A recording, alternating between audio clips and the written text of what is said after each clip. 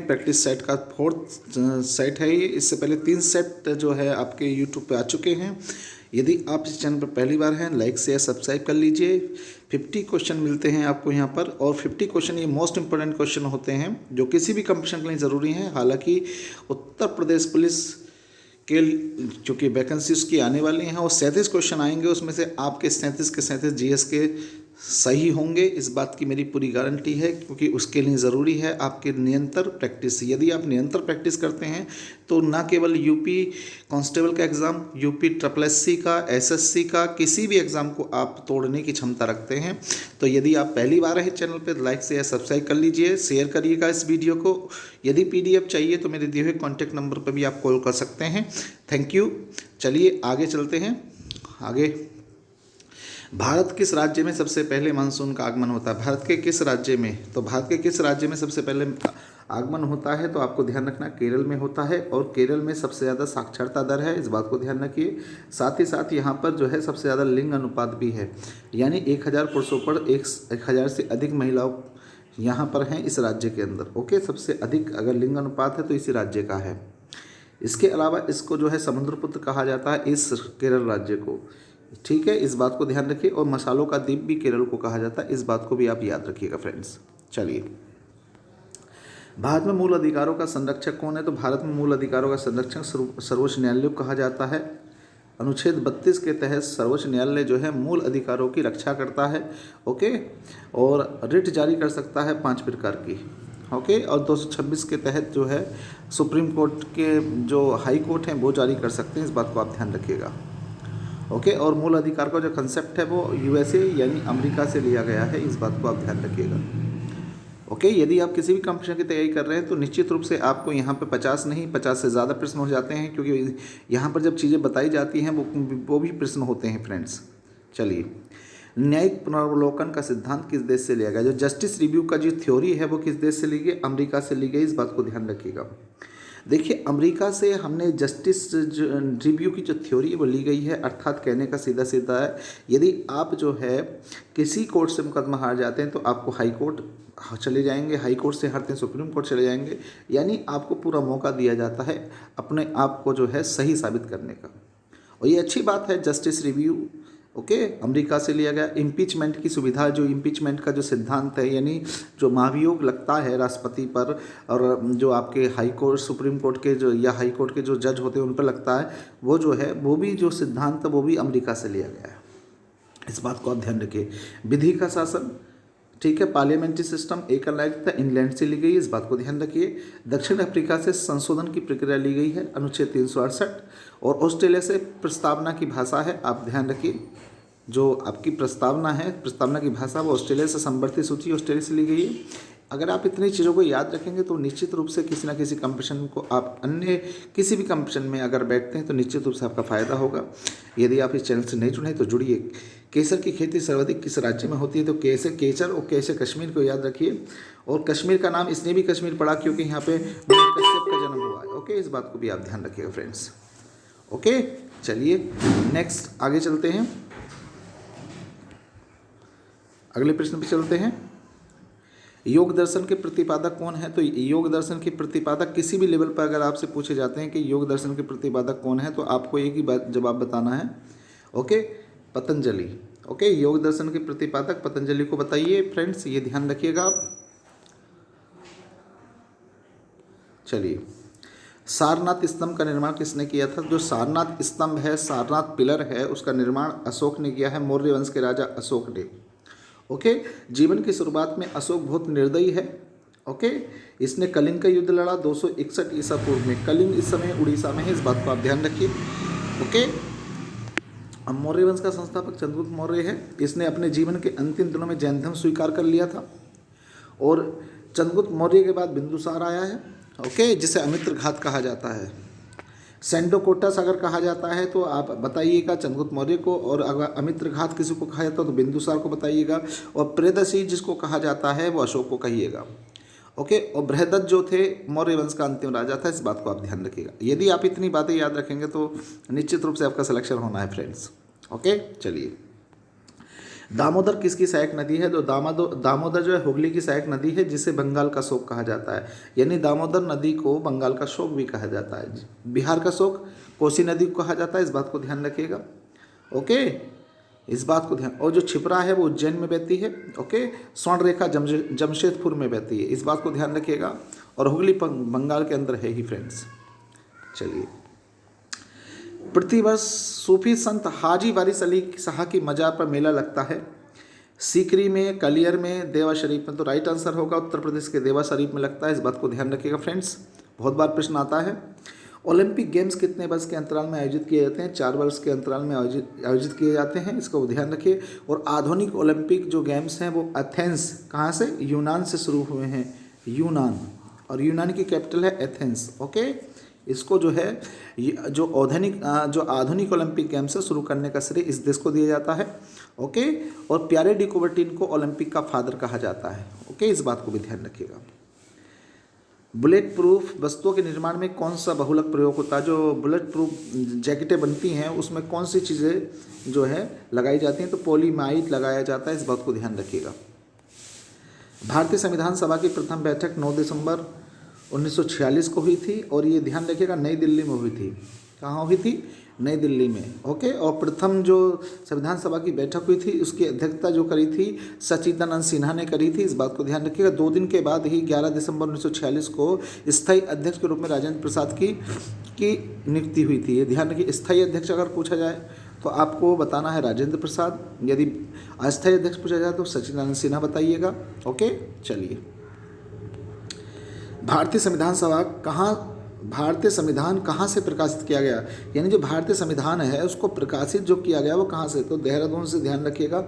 Okay, Dehradun से इसको जो है प्रकाशित किया गया। ठीक है, प्रेस में जो है मूल, अगर हम पूछें कि भारतीय संविधान कितनी मूल प्रतियाँ थी, तो 1 मूल थी और बाकी 2 प्रिंटेड थी। 3 प्रतियों में लिखा गया संविधान को, और यहाँ से प्रकाशित किया गया। कहाँ से? देहरादून से। ओके, और आज भी देहरादून के अंदर अगर हम ये देखें तो आज भी ये संरक्षित करके रख दिया गया। 1 प्रति वहाँ पर रखी हुई है। ओके, 1 प्रति संसद भवन में रखी हुई है समय वर्तमान में। ओके, ध्यान रखने वाली बातें फ्रेंड्स कि कहाँ से प्रकाशित किया गया है। ओके, इस बात को ध्यान है। भारतीय संविधान को बनने में 2 वर्ष 11 महीने 18 दिन का वक्त लगा, ये आप सबको पता है। ओके, चलिए, भारतीय संविधान में भारत के कितने नामों का उल्लेख है? तो भारत के संविधान में भारत के 2 नाम मिलते हैं। एक है इंडिया, क्या है? इंडिया, और दूसरा है भारत। इंडिया और Bharat. India that is Bharat. Okay, will be the union of the state, article number 1 में कहा गया है। यानी इंडिया जो कि भारत है उसको राज्यों का संघ होगा वो। तो भारत के कितने नाम मिलते हैं? 2 नाम मिलते हैं, हमेशा याद रखिए फ्रेंड्स। भारतीय संविधान के किस अनुच्छेद में भारत के महान न्यायवादी का वर्णन है? तो भारतीय न्यायवादी का वर्णन 76वें अनुच्छेद में है। अनुच्छेद 124 में जो है वर्णन है आपका सुप्रीम कोर्ट का, इस बात को ध्यान रखिए। और 123 में जो है राष्ट्रपति को अध्यादेश जारी करने की शक्ति है फ्रेंड्स, इस बात को विशेष तौर पर याद रखिएगा। ओके, चलिए, किस गवर्नर जनरल ने दास प्रथा को समाप्त किया था? तो दास प्रथा की अगर हम बात करेंगे तो दास प्रथा अगर किसी ने शुरू करी है तो लॉर्ड एलन बैरो है। और सती प्रथा खत्म करने का जो श्रेय जाता है वो जाता है लॉर्ड विलियम बेंटिक को। सती प्रथा, यदि सती प्रथा की बात आती तो हमारा आंसर लॉर्ड विलियम बेंटिक होता। यदि आती स्थायी बंदोबस्त, क्या स्थायी बंदोबस्त की शुरुआत, तो आपको ये ध्यान रखना है लॉर्ड कॉर्नवालिस का। ओके फ्रेंड्स, क्या ध्यान रखना है? लॉर्ड कॉर्नवालिस का आपको ध्यान रखना होगा। ओके, चलिए आगे चलते हैं।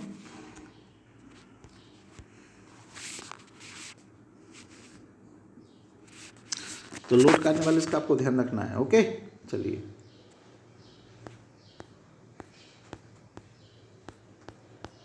देखिए पीडीएफ थोड़ी सी इधर उधर हो जाती है, आप लोगों के लिए बहुत वक्त निकालना पड़ता है मुझे कि आप लोगों को जो है एक 50 प्रश्नों का पीडीएफ बनाने के लिए आप समझ सकते हैं कि लगता होगा कि 20 मिनट 30 मिनट की वो है ये, लेकिन इसको बनाने के लिए मुझे कई घंटे मेरे ख़राब होते हैं क्योंकि मेरे पास मोबाइल है, केवल मोबाइल से ही बनाता हूँ। तो जाहिर सी बात है फ्रेंड्स, लाइक शेयर सब्सक्राइब करना आपको नहीं भूलना चाहिए, क्योंकि मेरा उद्देश्य सिर्फ ये है कि आप लोगों तक मेरी बात पहुंचनी चाहिए। और जिस भाई बहन के पास पैसे भी नहीं है वो भी उसकी तैयारी में भी 4 चांद लगने चाहिए, उसका भी सिलेक्शन होना चाहिए, ये ऐसा मेरा उद्देश्य है। ओके, चलिए, तो किस गवर्नर जनरल ने दास प्रथा को समाप्त किया था, ये बात ध्यान रखेंगे। तो लॉर्ड विलियम बेंटिक ने सती प्रथा को समाप्त किया था। स्थायी बंदोबस्त कॉर्नवालिस ने शुरू किया था, ये इस बात को ध्यान रखिए फ्रेंड्स।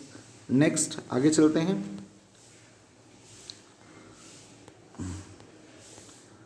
चलिए, तो राइट आंसर होगा आपका लॉर्ड एलनबरो ने, ओके, 1843 में इसको समाप्त किया था, दास प्रथा को, ओके।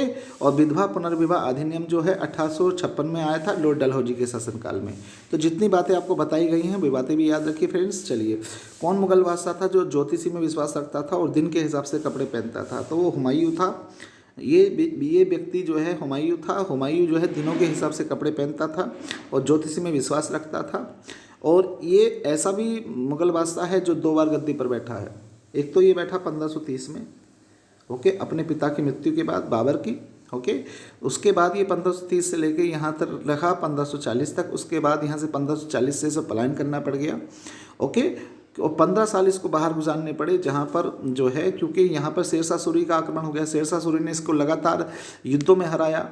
चौसा का युद्ध 1539 में, फिर उसके बाद में बिलग्रामी कन्नौज के युद्ध में इसको हराया 1540 में। उसके बाद इसको यहाँ से जो है पलायन करना पड़ा और इसने शरण लेनी पड़ी इसको अमरकोट के राजा बीरसाल के यहाँ। और बीरसाल के यहाँ पर ही अकबर का जन्म होता है। अकबर का जन्म एक हिंदू राजा के घर में होता है, बीरसाल के यहाँ, ओके। इस बात को ध्यान रखिए। उसके बाद 1555 में ये पुनः आक्रमण करता है। जब शेरशाह सूरी खत्म हो जाते हैं तो ये इसके मन में आता है कि पुनः अपना खोया हुआ राज्य प्राप्त किया जाए। तो ये पुनः आक्रमण करता है 1555 में और ये जीत जाता है। उसके बाद जो है 6 महीने शासन करता है। कितने माह? 6 माह शासन करता है। और अचानक क्या होता है, जो पुस्तकालय की श्रेणियाँ हैं दिल्ली में, वहाँ से गिरकर जो है इसकी मौत हो जाती है, ओके। इसके बारे में इतिहासकार लेनपुल ने कहा है, ये वह मुगल बादशाह है जो जिंदगी भर लड़खड़ाता रहा और लड़खड़ा कर ही इसकी मौत हो गई, ओके। तो इस बात को भी ध्यान रखिए, कितने सारे प्रश्न यहाँ से बन जाते हैं। और बाबर आपको जानते होंगे, बाबर जो है मुगल बादशाहों का संस्थापक है, मुगल वंश का संस्थापक है, फरगना से आया था, इस बात को ध्यान रखिएगा। इसने पानीपत का प्रथम युद्ध लड़ा 21 अप्रैल 1526 को। इसने फिर जो है खानवा का युद्ध लड़ा 1527 में। आप देखते रहिए, पहले कौन सा लड़ा? पानीपत का, ओके। फिर खानवा का लड़ा, इस बात को ध्यान रखिए। 27 में खानवा का युद्ध राणा सांगा के बीच में हुआ है और बाबर के बीच में हुआ है, इस बात को आप ध्यान रखिए, राणा सांगा और बाबर के बीच में, ओके। ध्यान रखने वाली बातें हैं फ्रेंड्स। यदि आप ध्यान रखेंगे तो निश्चित रूप से इसका फायदा आपको मिलने वाला है, ओके। फिर जो है चंदेरी का युद्ध है 28 में। फिर जो है घाघरा का युद्ध है 29 में। तो लगातार इसने 4 युद्ध लड़े। युद्ध लड़ने के बाद ही अचानक ये बीमार हो गया और 1530 में इसकी मौत हो जाती है। शुरुआत में इसको आगरा में दफनाया जाता है बाबर को, लेकिन बाद में इसको जो है काबुल में इसको दफना दिया जाता है, क्योंकि आगरा पर जो है शेरशाह सूरी का आक्रमण हो जाता है। तो बाद में इसकी अस्थियों को निकाल कर जो है काबुल में दफना। तो वर्तमान में बाबर का जो मकबरा है वो काबुल में है, इस बात को ध्यान रखिएगा, ओके। चलिए, और अकबर को आपको पता होगा, अकबर जो है सबसे अच्छा मुगल बादशाह माना जाता है, ओके। क्योंकि ये अनपढ़ तो था, लेकिन अनपढ़ होने के बावजूद शिक्षा में बड़ा बिलीव करता था। ये मानता था कि समाज के लिए एजुकेशन का बहुत बड़ा महत्व है। इसने सती प्रथा, दास प्रथा, तीर्थकर जैसी व्यवस्थाओं को ख़त्म करा, ओके। और इसी का बेटा जहांगीर था। जहांगीर को ये सलीम कहता था प्यार से, ओके। और जिसने जो है न्याय की जंजीर लगाई थी, ये जहांगीर है, ओके। जहांगीर अकबर का पुत्र है, अकबर हुमायूं का पुत्र है, हुमायूं बाबर का पुत्र है। और बाबर जो है उमर शेख मिर्ज़ा का पुत्र है। यानी बाबर के पिता का नाम क्या है? उमर शेख मिर्ज़ा, ओके। हुमायूं के पिता का नाम क्या? बाबर। अकबर के पिता का नाम क्या? हुमायूं। और जहांगीर के पिता का नाम अकबर, ओके। इस तरह से भी आप ध्यान रखिएगा। चलिए, दिल्ली सल्तनत का एकमात्र सुल्तान जिसने 24 प्रकार के करों को हटाकर केवल 4 प्रकार के कर लगाए, तो एक ही सुल्तान था वो ऐसा, जिसका नाम है फिरोज शाह तुगलक, जिसने अपनी आत्मकथा लिखी और जिसने 4 प्रकार के कर लगाए। कौन से वो 4 कर थे, मुझे बता सकते हैं आप? तो बताइएगा कमेंट्स करके। तो 4 कर हैं जजिया, जकात, खराज, खुम्स। ये 4 प्रकार के उसने कर लगाए थे, इस बात को ध्यान रखिएगा। अलाउद्दीन खिलजी सिकंदर सानी के नाम से जाना जाता है, ओके। और खिलजी वंश का सबसे प्रतापी सुल्तान है ये, ओके। इल्तुतमिश गुलाम वंश का वास्तविक संस्थापक है, इस बात को ध्यान रखिए। और तुर्क चहलगानी संगठन की स्थापना करना, एकता प्रणाली शुरू करना, ओके। और जीतल और टंके जो चलाए थे इल्तुतमिश ने चलाए थे। और ये ध्यान रखिए बलबन को लोहे और रक्त की नीति के लिए जाना जाता है। इसके अलावा इसने जो है तुर्क चहलगानी संगठन को समाप्त किया था। ये बातें याद रखिए। यदि आप इतनी बातें याद रखेंगे तो मैं नहीं समझता कि आपको इसका कोई प्रश्न बचेगा फ्रेंड्स। आकाशगंगा होती है क्या? आकाशगंगा का मतलब समझिए। आकाशगंगा को अंग्रेजी में गैलेक्सी कहते हैं और गैलेक्सी का मतलब है करोड़ों तारों के समूह को हम गैलेक्सी कहते हैं। ओके, जो करोड़ों तारों का समूह होता है उसको हम गैलेक्सी कहते हैं। ओके, इस बात को ध्यान रखिए। और करोड़ों आकाशगंगाएं मिलकर ब्रह्मांड का निर्माण करती हैं। ओके, इस बात को ध्यान रखिएगा। चलिए, किस वर्ष स्वामी विवेकानंद ने विश्व धर्म संसद में भाग लिया था? तो ये ध्यान रखिए 1893 की बात है, जब उन्होंने शिकागो में धर्म संसद में भाग लिया था और वहाँ पे बड़ा इम्प्रेसिव स्पीच उन्होंने डिलीवर किया था। ओके, तो ये 1893 की बात है। स्वामी विवेकानंद, स्वामी विवेकानंद का असली नाम नरेंद्र दत्त है, इस बात को ध्यान रखिएगा। ओके, चलिए, दल बदल निरोधक अधिनियम जिस तिथि को पारित हुआ वह कौन सी थी? तो दल बदल जो कानून है 17 जनवरी 1985 को आया और ये 52वें संविधान संशोधन के द्वारा जोड़ा गया है और 10वीं अनुसूची में इसको वर्णित है। ये इसका होता क्या था, यदि कोई व्यक्ति किसी पार्टी के चुनाव चिन्ह से चुनाव जीतता है तो वो किसी अन्य दल में शामिल नहीं हो सकता, ऐसा है। लेकिन यदि उस पार्टी के 1/3 व्यक्ति, ओके, यदि 1/3 व्यक्ति ओके पार्टी छोड़कर किसी दूसरी पार्टी में आना चाहते हैं तो आ सकते, इस ऐसा प्रावधान है। तो कभी कभी आपको ध्यान रखना, एक व्यक्ति तो नहीं छोड़ सकता है ऐसे।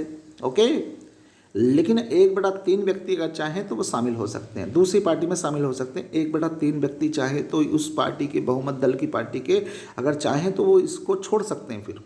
तो यहाँ पर थोड़ा सा इस बात को ध्यान रखना पड़ेगा आपको।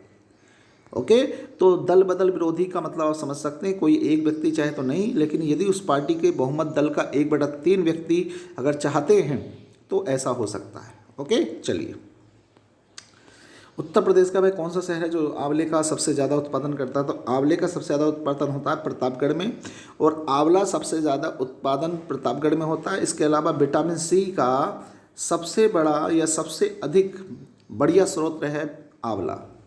ओके, और विटामिन सी का जो वैज्ञानिक नाम है, जो रासायनिक नाम है, वो एस्कॉर्बिक एसिड है, इस बात को ध्यान रखिए। और विटामिन सी जल में घुलने वाला है, इस बात को ध्यान रखिए। और विटामिन सी की कमी से जो रोग होता है वो क्या होता है, स्कर्वी होता है, दांत मसूड़ों से संबंधित प्रॉब्लम होती है, इस बात को आप ध्यान रखिए फ्रेंड्स। ओके, और एक बात और ध्यान रखिए विटामिन सी के बारे में, घाव भरने के काम विटामिन सी आता है। ओके, तो इतनी बातें अगर आप ध्यान रखेंगे भाइयों तो मैं नहीं समझता कि आपका सिलेक्शन ना हो। तो यदि आप इस चैनल से नहीं जुड़े तो जुड़ जाना चाहिए आपको। चलिए, उर्दू को जिस वर्ष उत्तर प्रदेश की भाषा के रूप में सरकारी मान्यता प्रदान की वो सन थी 1989। ध्यान रखिएगा, उत्तर प्रदेश में 2 भाषाएं, हिंदी और उर्दू। ओके, इस बात को ध्यान रखिएगा। उत्तर प्रदेश में कहाँ फुल्लर झील स्थित है? तो फुल्लर झील पीलीभीत में, इस बात को ध्यान रखिएगा फ्रेंड्स। फुल्लर झील उत्तर प्रदेश के पीलीभीत में है, इस बात को ध्यान रखिएगा। प्लान इकोनॉमी पुस्तक किसने लिखी है? तो एम विश्वेश्वरैया ने लिखी है। एम विश्वेश्वरैया की याद में 15 सितंबर को इंजीनियर डे मनाया जाता है। एम विश्वेश्वरैया की याद में इंजीनियर डे, इंजीनियर का मतलब अभियंता होता है हिंदी में, अभियंता। ओके, इस बात को ध्यान रखिएगा। चलिए नेक्स्ट, 1857 की क्रांति कब शुरू हुई? तो 1857 की क्रांति 10 मई 1857 को मेरठ से शुरू हुई है, इस बात को ध्यान रखिएगा। हालांकि जो इसके पहले शुरुआती घटना इसके लिए जिम्मेदार है वो बैरकपुर की है, जो चर्बी वाले कारतूसों को लेकर मंगल पांडे की झड़प होती है वे घटना है, लेकिन यहाँ पर जो शुरुआत मानी जाएगी वो 10 मई 1857 को मानी जाएगी। ओके, चलिए, हिंदी साहित्य के प्रसिद्ध कवि कालिदास किसके दरबार को सुशोभित करते थे? तो ध्यान रखिएगा। ओके, तो सुशोभित करते थे चंद्रगुप्त विक्रमादित्य के दरबार को। ओके, क्योंकि चंद्रगुप्त विक्रमादित्य ने नवरत्न रखे थे, इस बात को ध्यान रखिए। और समुद्रगुप्त को भारत का नेपोलियन कहा जाता है, इस बात को ध्यान रखिए। वह राजा जो कभी किसी से युद्ध में नहीं हारा, वह राजा जिसने दक्षिण के 12 राजाओं को हराया, समुद्रगुप्त। ओके, जिसे लिच्छवी दोहित्र कहा जाता है, जो चंद्रगुप्त प्रथम का पुत्र है। और चंद्रगुप्त प्रथम ने 319 में गुप्त संवत प्रारंभ करी थी, चांदी के सिक्के प्रारंभ करे, इस बात को ध्यान रखिएगा। और कुमारगुप्त प्रथम ने जो है नालंदा विश्वविद्यालय, जो नालंदा विश्वविद्यालय बिहार का, वो इसने स्थापित किया था। और मैं बता दूं, नालंदा विश्वविद्यालय में उस समय जो है 10,000 छात्र थे और प्रवेश लेने के लिए नालंदा जैसे विश्वविद्यालयों में प्रवेश परीक्षा से गुजरना पड़ता था। आज भी सेंट्रल यूनिवर्सिटी के अंदर अगर आपको प्रवेश चाहिए तो आपका पहले रिटन टेस्ट होता है। ओके, उसके बाद आपको प्रवेश मिलता है। चलिए, पेनिसिलिन का आविष्कार किसने किया था? पेनिसिलिन का आविष्कार अलेक्जेंडर फ्लेमिंग ने किया, इस बात को ध्यान रखिएगा। भारतीय जनता पार्टी की स्थापना 1980 में हुई है। ओके, इस बात को ध्यान रखिए। ग्रीन मफलर का संबंध किससे है? ध्वनि प्रदूषण से है। ध्वनि प्रदूषण, ग्रीन मफलर जो शब्द है वो ध्वनि प्रदूषण से है, जो साउंड पॉल्यूशन है उससे संबंधित है। ओके फ्रेंड्स, चलिए बहुत इंपॉर्टेंट है। दाची गाम वन्य जीव अभयारण्य कहाँ पर है? तो दाची गाम जब भी आए तो आपको ध्यान रखना कश्मीर का, कश्मीर में बताइएगा इसको। ओके, बहुत बार पूछा जाता है। किस अनुच्छेद के तहत राष्ट्रपति पर महाभियोग चलाया जा सकता है? अनुच्छेद 61 के तहत राष्ट्रपति पर महाभियोग चलाया जा सकता है, लेकिन राष्ट्रपति पर महाभियोग लगाने से पहले 14 दिन पूर्व बताना पड़ता है। ओके, इसने इसकी नौबत आज तक इतिहास में नहीं आई है, क्योंकि यदि किसी पर हमें राष्ट्रपति पर महाभियोग लगाना तो 14 दिन पहले उनसे बता देंगे तो वो तो खुद ही हट जाएंगे ना, वो तो खुद अपने पद से इस्तीफा दे देंगे। तो 14 दिन पहले बताने का जो प्रोविज़न है इसको ध्यान रखिएगा। 61 के अनुच्छेद के तहत किसी भी राष्ट्रपति में महाभियोग लग सकता है, लेकिन परंतु महाभियोग लगाने से पहले 14 दिन पूर्व बताना पड़ता है। ओके, 72 में राष्ट्रपति को सजा माफ़ करने का अधिकार है। 143 में राष्ट्रपति को अधिकार है कि वे कानून के प्रश्न पर जो है सर्वोच्च न्यायालय से सलाह ले सकता है। ओके, अनुच्छेद 123 में क्या कर सकता है राष्ट्रपति? अध्यादेश जारी कर सकता है, इस बात को आप ध्यान रखिए। चलिए, किस विटामिन का रासायनिक नाम टोकोफेरोल है? तो विटामिन ई का रासायनिक नाम टोकोफेरोल है, इस बात को ध्यान रखिए। ओके, और विटामिन सी का एस्कॉर्बिक एसिड है, विटामिन बी का थाइमिन है, विटामिन ए का रेटिनॉल है। ओके, विटामिन ए सबसे ज़्यादा आपको ध्यान रखना है, इसकी कमी से रतौंधी होता है, विटामिन बी की कमी से बेरी होता है, विटामिन सी की कमी से एस्कॉर्बिक होता है, और विटामिन ई की कमी से जो है स्किन से संबंधित प्रॉब्लम होती हैं, और जो प्रजनन क्षमता की बात होती है वो भी इसकी कमी से होती है, इस बात को ध्यान रखिएगा फ्रेंड्स। चलिए, भारत के राष्ट्रपति पर महाभियोग चलाने के लिए कम से कम कितने दिन पूर्व? तो आपको अभी ये बताया मैंने, 14 दिन पूर्व बताना पड़ता है, इस बात को ध्यान रखिएगा। 14 दिन पूर्व राष्ट्रपति को सूचित करना पड़ता है। ओके, चलिए नेक्स्ट आगे चलते हैं। किसी राज्य में राज्यपाल की नियुक्ति किस अनुच्छेद के तहत होती है? तो आपको ध्यान रखना है, किसी राज्य में राज्यपाल की नियुक्ति अनुच्छेद 155 के तहत होती है। ओके, एक राज्यपाल को एक से अधिक राज्यों का भी राज्यपाल बनाया जा सकता है, ऐसा प्रोविज़न है। ओके, ध्यान रखिएगा फ्रेंड्स। चलो,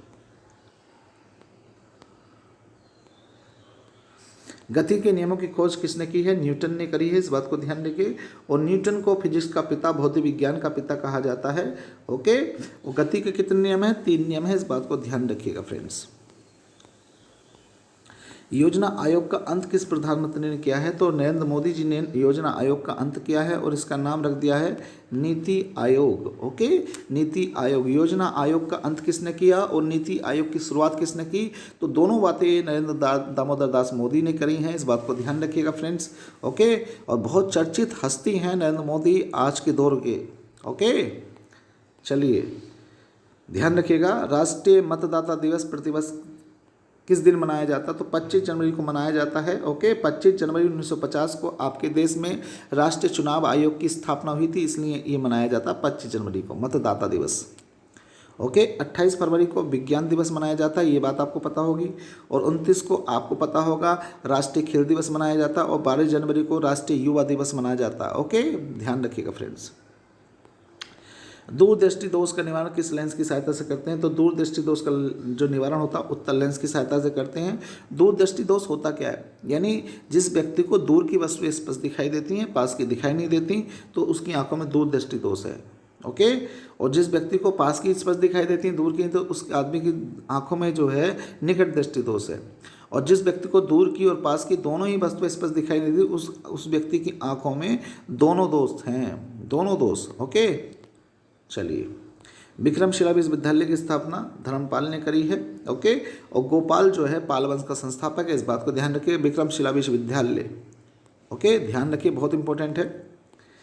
किसे भारत का लौह पुरुष कहा जाता है? लौह पुरुष सरदार वल्लभ भाई पटेल को कहा जाता है लौह पुरुष।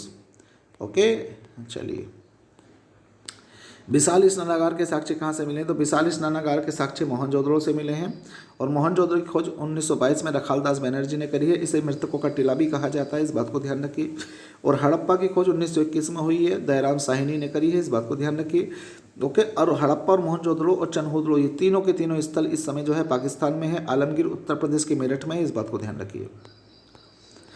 सिंधु घाटी समाज जो है मातृ सत्तात्मक था। मातृ सत्तात्मक का मतलब समझिए, जिस समाज की मुखिया माँ हो उसे मातृ सत्तात्मक कहते हैं, जिस समाज का मुखिया पिता हो उसे पितृ सत्तात्मक कहते हैं। आज हमारा जो समाज है वो पितृ सत्तात्मक है, जहाँ पर पिता का सबसे ज़्यादा जो मेन पावर होती है वो पिता के हाथों में है। ओके, इस बात को ध्यान रखिए। ऋग्वेद का जो उपवेद है वो आयुर्वेद है, इस बात को ध्यान रखिए। ऋग्वेद सबसे प्राचीनतम वेद है जिसके अंदर 10 मंडल हैं, इस बात को ध्यान रखिए। ओके, और जो धनुर्वेद है वो जो यजुर्वेद का उपवेद है, इस बात को ध्यान रखिए। जो गंधर्व वेद है इसके अंदर संगीत का वर्णन है और ये सामवेद का उपवेद है। और जो शिल्प वेद है ये अर्थर्ववेद है।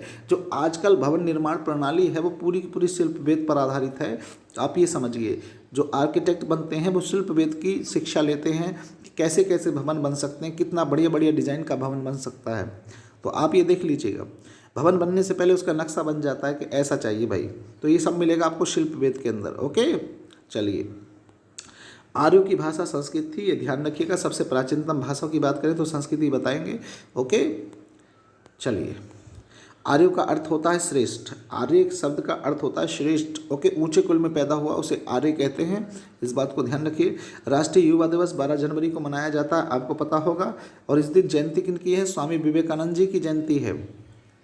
ओके, जिन्हें हम नरेंद्र दत्त कहते हैं। ओके, ध्यान रखिएगा भाइयों। चलो, प्राचीनतम वेद कौन सा है? ऋग्वेद है, आपको ध्यान रखना है। और सामवेद के अंदर संगीत का जिक्र है, अर्थर्ववेद के अंदर तंत्र मंत्र जादू टोना है, यजुर्वेद के अंदर यज्ञ हवन, ओके, और युद्ध कला शैली का वर्णन है, इस बात को आप ध्यान रखिए।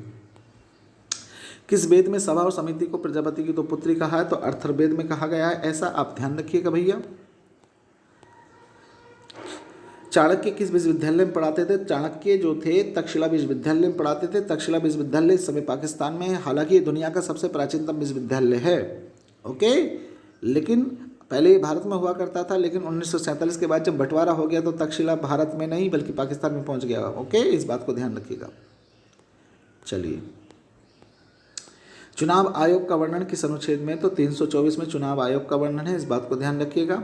और वित्त आयोग का वर्णन 280 में, इस बात को ध्यान रखिएगा। और अखिल भारतीय सेवाओं की बात अगर हम करेंगे तो 312 में है, इस बात को ध्यान रखिएगा फ्रेंड्स। ओके, और ये थे 50 क्वेश्चन। यदि आप इस चैनल पर पहली बार है, लाइक शेयर सब्सक्राइब कर लीजिए और शेयर करिए इस वीडियो को, क्योंकि इस वीडियो का मतलब आप समझ रहे हैं 50 क्वेश्चन रोजाना मिलेंगे आपको, और 50 क्वेश्चन आपकी ज़िंदगी बदल सकते हैं फ्रेंड्स। ओके, जीएस के हर कंपटीशन के लिए उपयोगी हैं, ये मत समझिए कि केवल पुलिस में ही आएंगे ये। Okay, thank you for watching, और जल्द ही अगले वीडियो मिलता हूँ कल।